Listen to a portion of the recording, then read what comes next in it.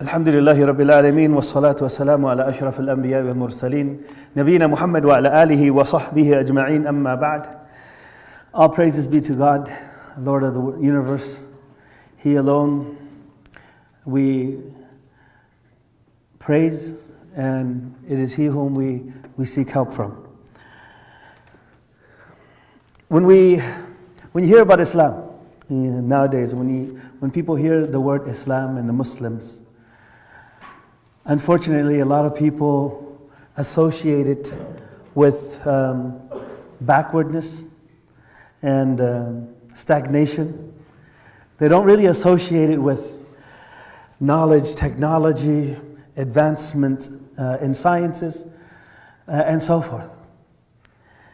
But anyone who has an objective eye in history, studying history, will realize that the 21st century, the time that we are living in right now, was built upon the foundation that the Muslim civilization built.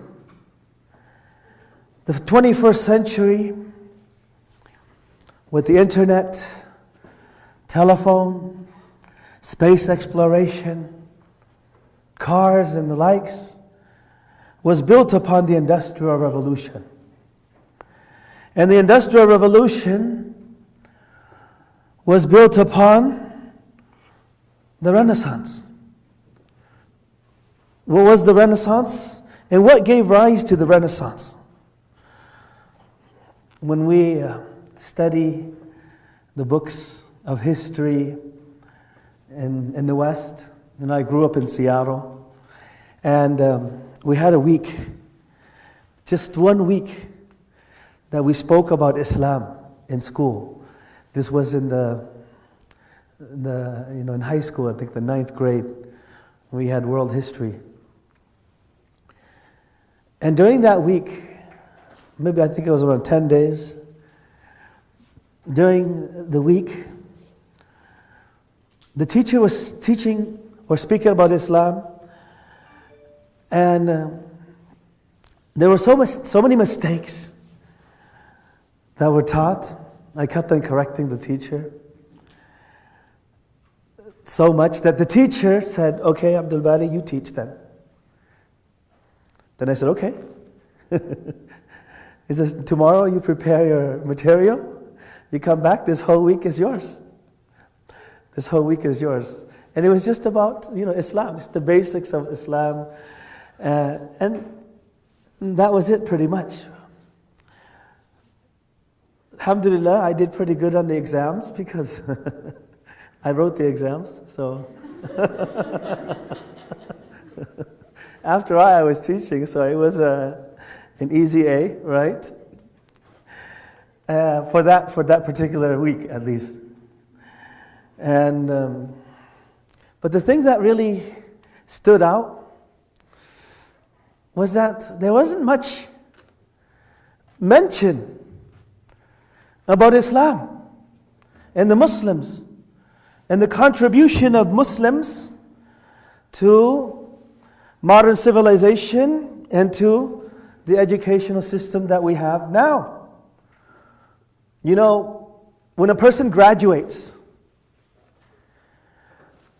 what do you wear? What do we wear when we graduate?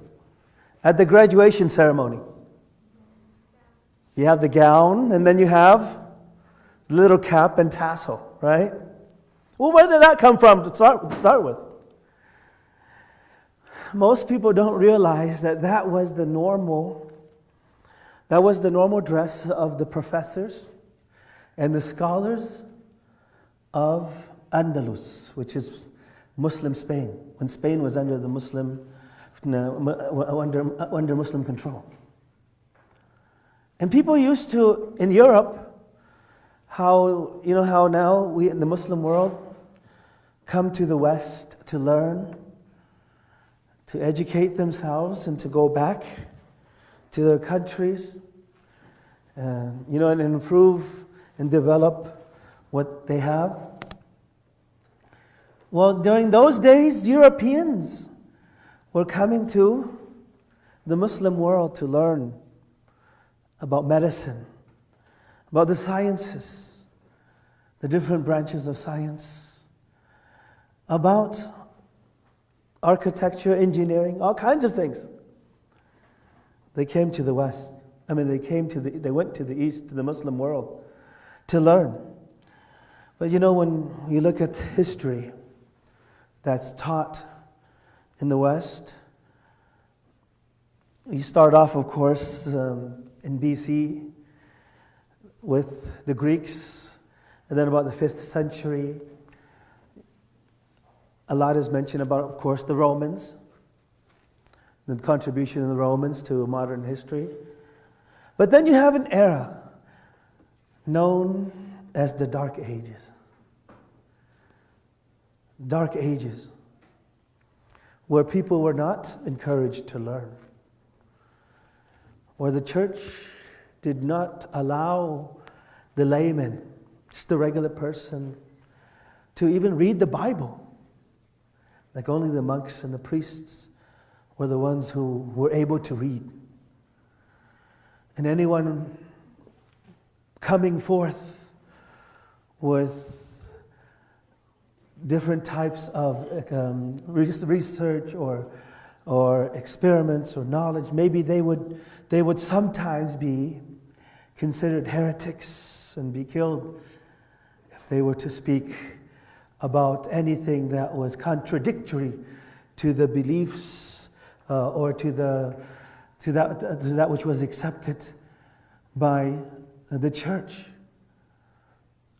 Even if it was related to just, whether the earth was round or not, or the earth and the sun, which one revolved around which, and if it has an axis or not. None of that was what was discussed. And so you had an era of the Dark Ages. But during that time,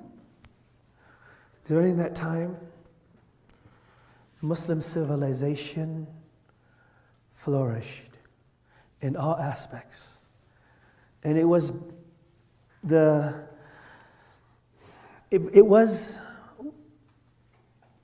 civilization, the knowledge in medicine and sciences and mathematics was from the universities there were later taken by the Europeans, and as a result of that, the Renaissance occurred in Europe.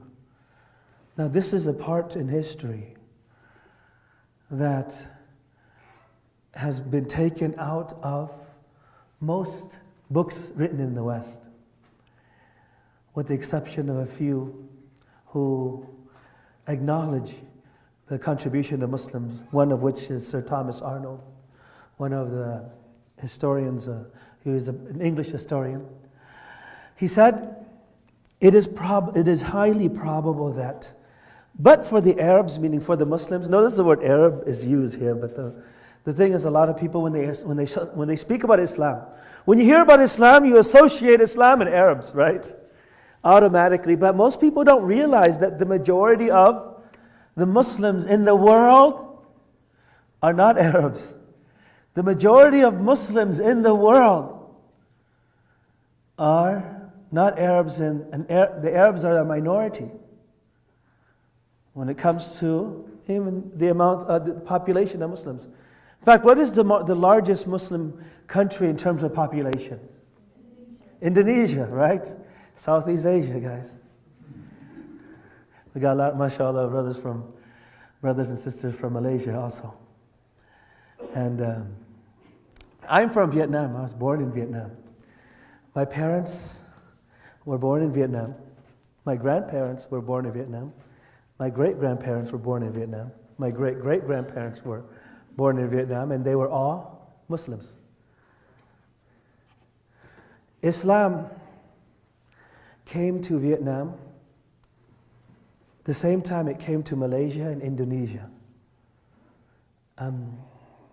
There was a kingdom known as the Kingdom of Champa in Vietnam, and that was a Muslim kingdom. They accepted Islam just like the people around them. And so we, the Muslims in Vietnam, are called Cham people. They were the Cham people, descendants of the kingdom of Champa. Right now we are a very small minority, similar to the First Nation in Canada and American Indians in the United States. We're the indigenous people.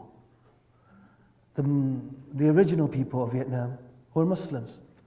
They accepted Islam and the king accepted Islam. The only difference between Muslims in Vietnam and Malaysia and Indonesia was that the Vietnamese came from the north and they did a massive genocide and killed the majority of the Muslims. Most people fled. Most of the Muslims fled to Cambodia, some to Malaysia, and some to Indonesia, and some to Mindanao, which is or the Philippines, and others to China. They went and there was an island called the island of Hainan, and that's why the dialect of the people in those areas is similar to the dialect of the Cham people in Vietnam. That's why when I go to Aceh in Indonesia, the dialect of the people of Aceh is very similar to the dialect of the Cham people. Similar. And if you go to the different parts, for example. So that's just a little bit about me. Let's get back to what we're talking about. So I'm just saying that because most of you are probably thinking like, when we're speaking about Islam, you're just going to have a speaker. Most of the time he's either Arab or Indo-Pakistani. But hey, Southeast Asians are a large number of Muslims, the majority, right? In Malaysia and Indonesia, over 200 million Muslims. And in fact, the largest Arab country has less Muslims than the Muslim minority population in India. What's the largest Arab country in terms of population? Egypt. Egypt has less Muslims than India. And India, the Muslim Indian population, they're a minority in their own country. So, a lot of people, they think it's just the Arabs. No. Islam reached far east and west. And how did the Muslims accept Islam in areas like Southeast Asia and those areas, right? It wasn't through war. It was through the interactions with the merchants, business interactions with the traders that went there. So,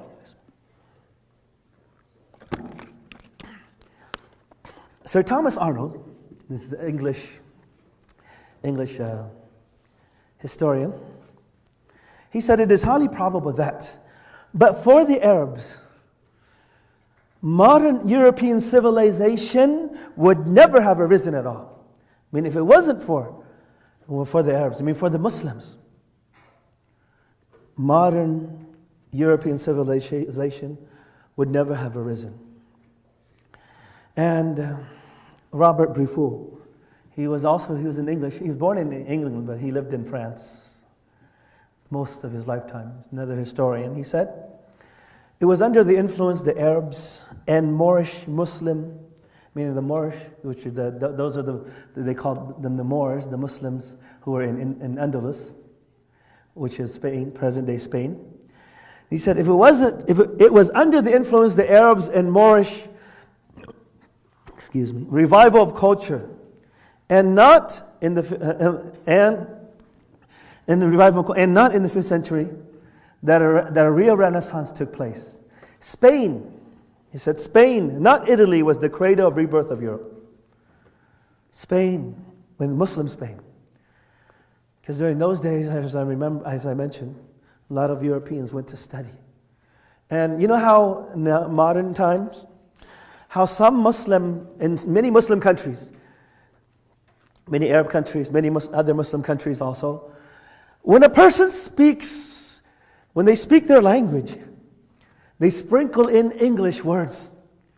And when you sprinkle English words, it is to show that you are educated. That you're educated. So you put English words here and there, and when the people hear the English words, they say, wow, this guy, he's smart, right? And I hear this also sometimes when I remember being in Saudi Arabia. So you have some people who know English, they come and speak, and then when they speak English, when they put an English word in, it's as if their nose goes up a little bit, like, yeah. You know, they're trying to show off that they're educated. But during those days, in the 9th century and so forth, and when Europe was in the Dark Ages, people used to come and learn from the Muslims. And they would go back and sprinkle in Arabic words. And that was something to show that they were educated. That they were educated. So why have Muslim achievements? Why are they being ignored? And why is it not mentioned? Prince Charles, you guys know Prince Charles, right? Canada is still a under the Queen, right? So, quote unquote. Prince Charles at Oxford University, he mentioned the reason, and he said, the reason is because we have tended to see Islam as the enemy of the West, as an alien culture, society, and system of belief. We have tended to ignore or erase its great relevance to our own history. And so the Muslim cultures, at a time in which in Europe was in the Dark Ages, where even women were treated like property, they were being inherited. They themselves were being inherited, could not own property. And the church was still discussing. I didn't do it on purpose. I was actually in an incident. The church was still discussing whether women were really humans, whether women were humans or not, or were they a creation that was between humans and animals, in between. And this was the discussion at that time, when in Islam, their sisters in the Muslim lands, they had full rights. They had right of inheritance. They were respected. So much so that the Prophet ﷺ said, "Khayrukum khayrukum li nisaikum." The best of you are the best towards your woman. The best of you are the best towards your woman. I am the best towards my woman, meaning your mothers, your daughters, your wives, your aunties. Those, in order for you to be the best Muslim you can be, dependent upon how you treated the woman in your family. And that's why the Prophet ﷺ, when he was asked, who has more right for my righteous treatment, and who has more right for me to be kind to and be good to? The Prophet ﷺ, when he was asked this question, he said, your mother. And then the companion asked him again and said, who next? He said, your mother. Who next? Your mother. Then he says, who next? Your father. So, look at the position and the status of how we should be kind and treat women. And this was going on when in Europe they were discussing whether women actually were humans or not. And so, by the way, as Muslims, did you know that our mothers, our mothers get this type of treatment? And if this were an Olympic race, right, an Olympic race, the mother would have gotten the gold, the silver, and the bronze medal. I mean, the whole podium belonged to her. The whole podium would belong to her, and the father would go home crying. That's the status of women, the rights that the Prophet, in fact, his final words were, I advise you to give them their rights and show respect towards them, towards the woman. And so what factors motivated the Muslims to start learning and to build a civilization from the middle of the desert, from a people who were considered illiterate and people looked down upon them, that they did not have any position in history before this. They did not have a huge empire like the Persians and the Romans and the Greeks. So right out of the desert, a civilization came out, and they became the world's top astronomers, the world's most knowledgeable scientists, the best doctors, and invented some of the most useful inventions that gave rise to what we have nowadays. So how did it occur? Because more normally when we're speaking about the reasoning for the reason why Europe was in the darkness, a lot of people, they say it's because of the church, because they did not promote the seeking of knowledge and research and so forth. But in Islam, it was the total opposite, because it was the Quran, and it was the Prophet Muhammad, may peace and blessings of God be upon him and upon all the prophets and messengers of God. But it was Islam and the teachings of Islam that gave rise. Why? Because it encouraged learning, and it encouraged the seeking of knowledge, and encouraged us to inquire and ponder and think and contemplate and reflect and research. Because the first word that was revealed, I'm not talking about the first sentence, even the first word, not even the first verse, the first word, or not even the first chapter, the first word that was revealed to the Prophet Muhammad as a prophet and messenger, what was it? Iqra. Iqra. Read and recite. God says, بعد نعوذ بالله من الشيطان الرجيم اقرأ باسم ربك الذي خلق خلق الإنسان من علق اقرأ وربك الأكرم الذي علم بالقلم. Those were the first verses that were revealed to the Prophet Muhammad as a prophet and messenger. Read and recite in the name of thy Lord who created. اقرأ وربك اقرأ باسم ربك الذي خلق خلق الإنسان من علق, who created mankind from a clinging clot. You know, as we know, when the womb or when the egg is fertilized, it clings to the womb. And so the description again is perfect. From the clot that clings. خَلَقَ الْإِنسَانَ مِنْ عَلَقٍ اقْرَأْ وَرَبُّكَ الْأَكْرَمُ. Read and recite, for indeed thy Lord is most noble and most generous. الَّذِي عَلَّمَ بِالْقَلَمِ. The one who taught with the pen.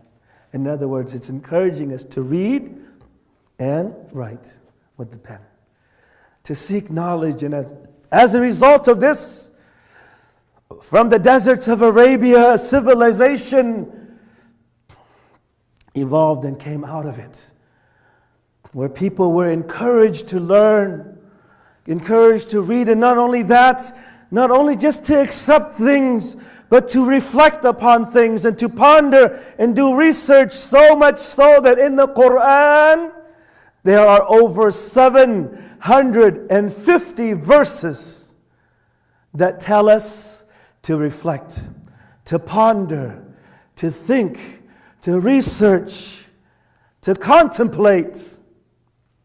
Think about it. Reflect on those things. Reflect upon the heavens and the earth. Reflect upon the ocean. And if you have to, then continue even in space. يا معشر الجن والإنس إن استطعتم أن تنفذوا من أقطار السماوات والأرض فانفذوا. O jinn and mankind, if you are able to pierce through to the heavens and through the heavens and explore the earth pierce through them and go forth, then do so. But you will not be able to do so except by sultan, authority, except by, some of the scholars said, by knowledge. Your effort that you put in and the permission that God gives you. So He's ordering us to explore and learn and search and not just accept things the way they, just, okay, what did I tell you? Yes, you listen and obey, but you at the same time, you're allowed to explore and research. Why? Because the more you explore, the more you do your research, the more you investigate the heavens and the earth, you will end up realizing that all of this did not come from nothing, that there has to be a creator. For indeed, everything around you is a miracle. And even you yourself, وَفِي أَنفُسِكُمْ أَفَلَا تُبْصِرُونَ. Now look at yourself even. The eyes, our bodily features, our hearts. When the baby, when it's developing in the womb, God tells us the stages and describes, look at that. Look at the sophistication and the organization. Can this all come from nothing? There must be a creator. So the more you study science in Islam, the more you come closer to God. The more you seek knowledge, the more you come closer to God. And so we are encouraged to do so. And why not? Because if the Quran, is the Word of God, then it would not contradict what we know as known facts and sciences. And the statements about the heavens and the earth, and the statements in the ocean. And that's another miracle of the Quran, to tell us to recite and read it. Because if it were something that was written by a man, you would find contradictions after contradictions, especially if it was written over 1400 years ago. How could you say that? Find something and you will not find the contradictions like you find in other books written even after that. So that's another challenge in the Quran. A lot of challenges. And God tells us also to reflect, even when something is prohibited and something is made permissible. God tells us to reflect upon them also. And He says, يَسْأَلُونَكَ عَنِ الْخَمْرِ وَالْمَيْسِرِ قُلْ فِيهِمَا إِثْمٌ كَبِيرٌ. They ask you, O Muhammad, concerning alcohol and gambling. They ask you concerning alcohol and gambling. God says, قُلْ فِيهِمَا إِثْمٌ كَبِيرٌ. Say to them, tell them, in it, God is revealing to the Prophet Muhammad, tell the people that in it is a major sin, a big sin, وَمَنَافِعُ لِلنَّاسِ, but there are also benefits in it. Yes, in alcohol and gambling, there are some benefits in it. Yes, there are.